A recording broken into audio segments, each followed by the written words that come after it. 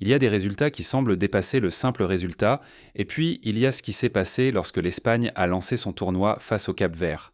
Sur le papier, cela ressemblait à l'un de ces matchs censés confirmer la hiérarchie du football mondial. L'Espagne arrivait en championne d'Europe en titre, avec toute l'autorité, la maîtrise et les attentes qu'un tel statut impose.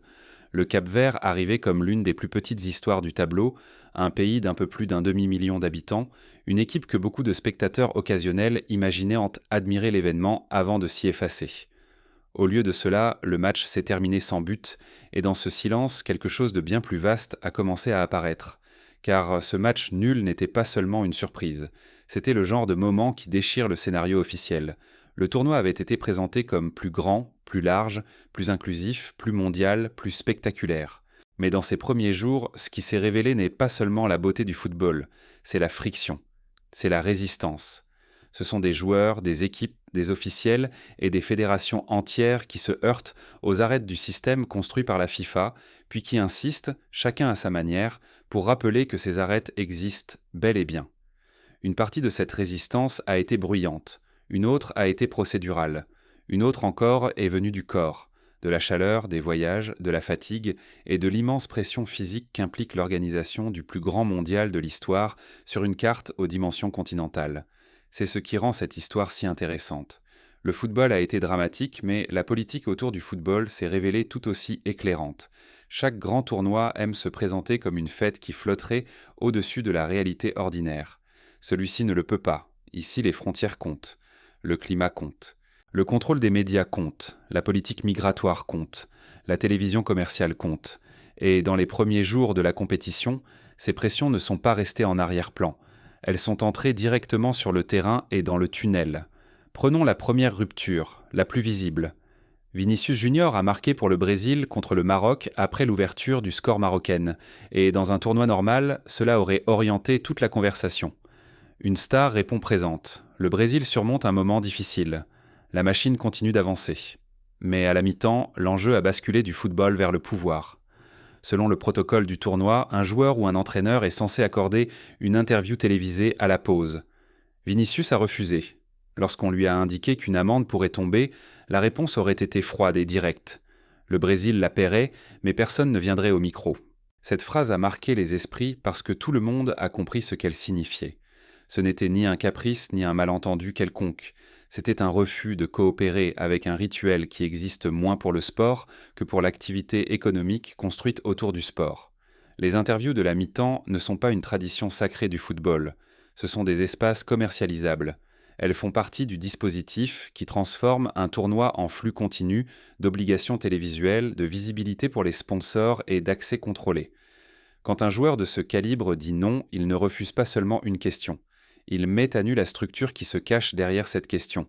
Et une fois cette structure visible, d'autres choses commencent elles aussi à changer de visage. Le discours sur le bien-être des joueurs est devenu l'une des formules publiques préférées du tournoi, mais de nombreux joueurs et experts ont estimé que les protections réelles étaient loin d'être suffisantes. Avant l'événement, un groupe de joueurs a réclamé des mesures plus strictes contre la chaleur, tandis que des scientifiques et des spécialistes médicaux ont publiquement averti que les pauses de récupération standard de 3 minutes étaient trop courtes pour faire une différence significative dans des conditions dangereuses. La proposition des experts n'avait rien de cosmétique. Ils demandaient des pauses plus longues, des protocoles plus robustes, de meilleures infrastructures de refroidissement et des décisions guidées par la science plutôt que par la commodité. Voilà pourquoi le moment Vinicius dépasse une simple confrontation dans un tunnel.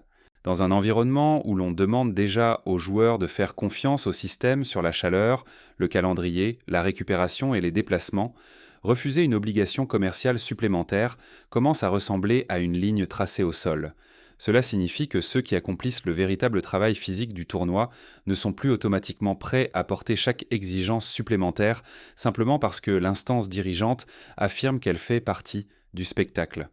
Cela rappelle que le langage souriant du spectacle a des limites. Cela dit que le corps sur le terrain n'est pas seulement du contenu pour les caméras. Puis vient Cap-Vert contre Espagne, et c'est là que le football lui-même devient une forme d'argument. L'Espagne avait le ballon, le statut, le talent et les attentes. Le Cap-Vert avait la discipline, le sang-froid et un gardien qui a transformé le match en acte personnel de résistance. Arrêt après arrêt, dégagement après dégagement, Minute après minute, l'outsider ne s'est pas contenté de survivre. Il a imposé une autre réalité au match. L'Espagne devait démontrer sa maîtrise. Au lieu de cela, elle a semblé prisonnière de ses propres certitudes, tournant sans trouver la faille. Le Cap-Vert n'a pas seulement défendu. Il a fait sentir à l'Espagne le poids de chaque occasion manquée. Et il y a là aussi quelque chose de politique, car le format élargi n'a pas créé des conditions équitables par le simple fait d'inviter davantage de pays. L'inclusion sur le papier n'est pas l'égalité dans la pratique. Le tournoi s'étend désormais sur 3 pays, plusieurs fuseaux horaires et d'immenses distances de déplacement. Cela sonne bien dans une présentation. C'est très différent lorsqu'il faut préparer une sélection nationale, gérer la récupération, déplacer le matériel, organiser le sommeil, planifier les entraînements et maintenir les joueurs physiquement affûtés après une saison de club épuisante. Plus grand ne veut pas automatiquement dire plus juste. Parfois, plus grand signifie simplement plus de contraintes. Pour les petites fédérations, cette contrainte n'a rien d'abstrait. Elle se loge dans la logistique, la profondeur des staffs, les moyens de récupération, la qualité de l'accompagnement en déplacement et la quantité de perturbations qu'une équipe peut absorber avant que cela ne se voie. Une grande puissance peut souvent amortir le chaos. Une petite nation, en général, ne le peut pas. Et pourtant, dans ces circonstances, le Cap-Vert est entré sur le terrain face à l'un des favoris et a refusé de jouer le rôle de faire-valoir. Ce match nul sans but n'a pas seulement été un choc sportif. Il a réfuté l'idée selon laquelle l'ampleur du tournoi servirait naturellement tout le monde de la même manière. Au contraire, il a montré toute la discipline et toute la résilience dont une petite équipe a désormais besoin simplement pour rester compétitive dans cette structure. La politique devient encore plus explicite avec l'Iran. Sa situation a traversé de part en part l'illusion confortable selon laquelle une Coupe du Monde pourrait se tenir au-dessus du pouvoir des États. Les informations publiées avant le tournoi indiquaient en a que les joueurs iraniens avaient reçu une autorisation, mais qu'un nombre important de dirigeants et de membres du personnel d'encadrement ne l'avaient pas obtenue. Les autorités du football iranien ont décrit cette situation comme discriminatoire et politiquement motivée. L'équipe a déplacé sa base à Tijuana, au Mexique. Depuis là-bas, le groupe a dû se préparer en dehors du principal pays hôte pour des matchs qui se disputent pourtant toujours à l'intérieur de celui-ci. Concrètement, cela signifie qu'une équipe de Coupe du Monde vit un tournoi et fait la navette vers un autre. C'est stupéfiant lorsqu'on ralentit et qu'on y pense vraiment. Une sélection nationale se qualifie pour le plus grand événement sportif de la planète et, pourtant, elle ne peut pas évoluer dans l'environnement du pays hôte comme les autres équipes. Selon plusieurs rapports, les joueurs et le staff iranien ont dû composer avec des règles d'entrée le jour même pour les matchs aux États-Unis, tandis que des membres essentiels de l'encadrement se voyaient refuser des visas. Ce n'est pas un sujet secondaire. Ce n'est pas un simple désagrément bureaucratique en périphérie. Cela touche la préparation, la récupération, la communication, l'analyse et le moral. Cela change ce que le tournoi est réellement pour ceux qui le vivent de l'intérieur. Cela détruit aussi l'un des mythes préférés de la FIFA. L'organisation aime le langage de l'universalité. Le football pour tous, le monde réuni, une célébration partagée. Mais l'universalité s'effondre dès que l'architecture politique qui soutient l'événement commence à classer les personnes entre accès et non-accès. Lorsqu'une équipe dort dans un pays et franchit une frontière pour jouer dans un autre parce que l'hôte principal n'admet pas pleinement sa délégation, l'idée selon laquelle la politique serait extérieure au tournoi devient impossible à défendre. La politique n'est pas hors du stade. Elle décide qui peut atteindre le stade, dans quelles conditions et à quel prix. Et l'histoire de l'Iran n'est pas isolée. Elle s'inscrit dans une ambiance plus large autour des visas, de l'entrée sur le territoire, des contrôles et de la mobilité, qui planent sur ce tournoi depuis le début. Pour une compétition qui se présente comme le monde rassemblé, il existe une tonalité de fragmentation impossible à ignorer.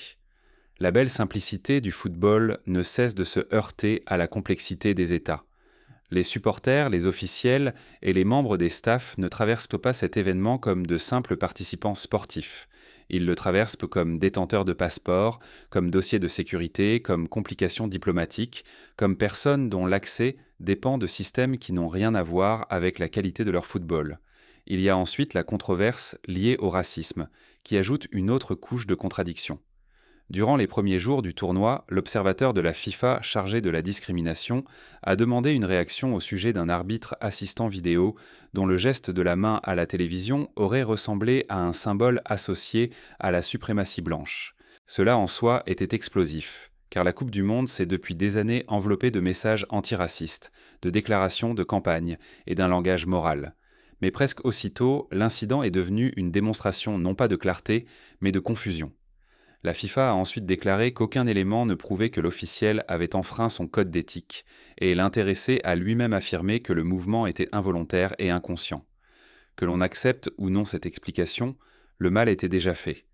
Non parce qu'un verdict définitif avait été rendu, mais parce que l'incident a révélé la fragilité du message institutionnel lorsqu'une véritable controverse surgit.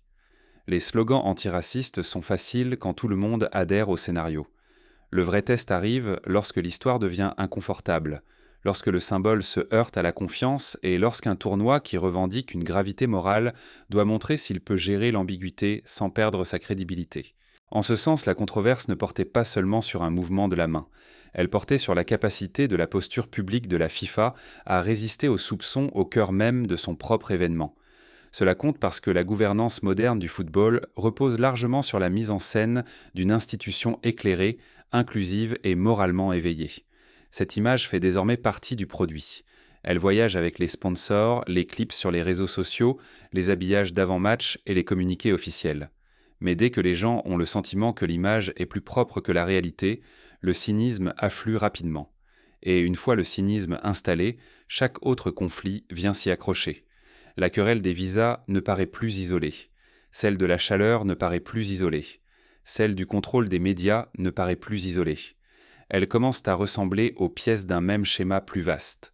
Ce schéma plus vaste, c'est celui d'une instance dirigeante qui demande au monde d'admirer l'ampleur de sa création pendant que les participants continuent de rappeler à tous ce que cette ampleur coûte réellement. Le tournoi s'est passé à 48 équipes. Cela veut dire plus de drapeaux, plus d'hymnes, plus d'histoires et plus de marchés. Cela veut aussi dire plus de vols, plus de transferts, plus de changements d'hôtels, plus de stress environnemental, plus d'occasions de défaillance administrative et plus d'usure pour des joueurs dont les corps sont déjà poussés à la limite. Une décision politique est inscrite dans ce format. Elle privilégie l'expansion et la portée. La question soulevée par la première semaine est de savoir qui en absorbe les conséquences. La réponse, encore et encore, semble être les joueurs et les petites fédérations. Ils absorbent la chaleur, ils absorbent les voyages, ils absorbent le déracinement, ils absorbent le calendrier conçu pour les diffuseurs, ils absorbent les conséquences diplomatiques des politiques nationales. Puis, lorsqu'ils protestent, on les invite souvent à le faire poliment, dans un cadre qui change très peu. Voilà pourquoi la pression ouverte autour des pauses de refroidissement a autant résonné. Il ne s'agit pas seulement de quelques minutes de plus au chronomètre, il s'agit de cette impression récurrente que le bien-être est traité comme une catégorie de relations publiques pendant que le rythme commercial reste intouchable. Les experts associés aux avertissements d'avant-tournoi ont été directs. Ils ont affirmé que les pauses de 3 minutes étaient vraiment trop courtes pour refroidir réellement les athlètes et les réhydrater dans des conditions sévères, et ils ont appelé à un cadre plus sérieux. Certains ont défendu des pauses de 6 minutes et un seuil d'intervention plus bas. Ce n'est pas le langage du drame, c'est le langage de la gestion du risque. Et pourtant, le tournoi a avancé avec une structure que beaucoup de critiques jugeaient encore plus proche des impératifs télévisuels que des meilleures pratiques. Dès lors, chaque pause de refroidissement commence à avoir une double lecture. Officiellement, c'est du soin. Officieusement, c'est aussi de la gestion du contenu. C'est ici que la politique du corps rencontre la politique du spectacle. Un match de Coupe du Monde n'est plus jamais seulement un match. C'est à la fois un événement télévisuel, national, commercial, sécuritaire et climatique. Chaque couche supplémentaire réclame quelque chose. Le problème, c'est que le corps sur la pelouse reste unique. Un joueur ne peut pas être en mode récupération, en mode performance, en mode support de marque et en mode symbole diplomatique en même temps, sans finir par ressentir la contradiction. Cette contradiction est visible depuis la première semaine.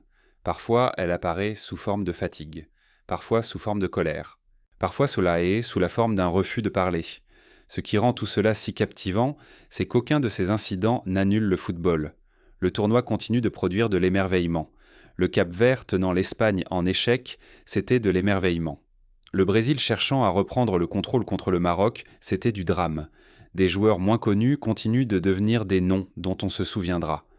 Les petites nations continuent de découvrir qu'une fois le coup de sifflet donné, les réputations comptent moins que le sang-froid, l'organisation, la concentration et la conviction.